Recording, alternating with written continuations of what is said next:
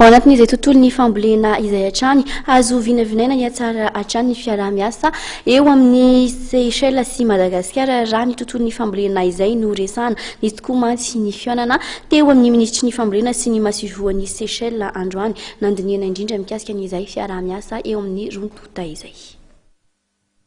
Tonga nitsidika ny minisitry ny fambolena Atoa Ravatomanga Roland ny masoivoho Seychellois Atoa Callixte io maraina io tetsy amin'ny biraony Anosy. Ny fiarah-miasa eo amin'ny firenena rotonta eo amin'ny lafiny ara-pambolena no vaindohan-dresaka nandritra izany fionan'izany. Isan'ny zava-dehibe nodiniana amin'ny rahalahy teo ny fomba anatotosana antsakany sy andavany ny séminaire na atrikasa lehibe atao an'ny mahajanga momba ny sécurité alimentaire amin'ny fahadimy amby roapolo sy fahaenina amby roapolo ny volana mars ho avy zao iarahan'ireo nosy rehetra ato amin'ny Océan Indien, Seychelles, Île Maurice, Comores, La Réunion ary Madagascar mba hijerena an'izay fiarah-miasa zay.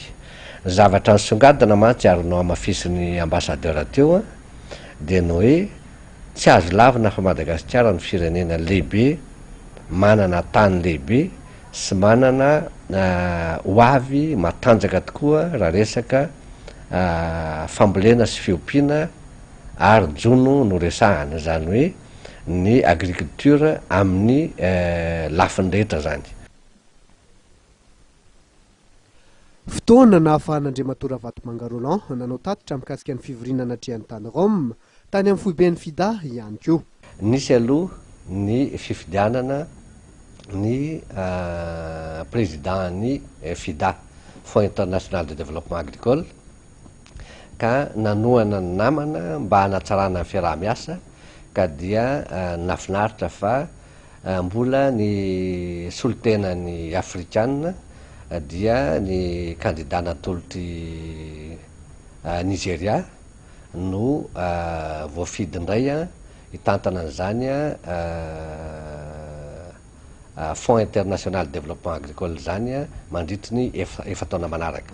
Ka amin'ny gouverneur ny FIDA ny tenako amin'izao fotoana no nandehanana tany zany nanampitosika andreo namana tamin'izay lafiny zay. No amafisina tamin'ny fionana tamin'ny tompona andraikitra ambony ao amin'ny FIDA ny fahavononantsika hiara-hiasa aminareo nefa no ararotintsika koa zany angatahana fanampiana eo amin'ny famatsim-bola vaovao anohizana an'ireo projet na tetikasa lehibe ny tany saiko teo reo ary indrindra hitadiavana fanampiana eo amin'ny ady amin'ny valala sy ny tetikasa vaovao hafa zay azo atsangana sy iritsika atsangana. Efa nahatratra 700 dollara amerikana ny famatsim-bolan'ny FIDA eto Madagasikara. Isan'ny nahazo tombotsoa amin'izany ny tetikasa Aropa, Prospere, ny AD2M ary ny Forma Prod.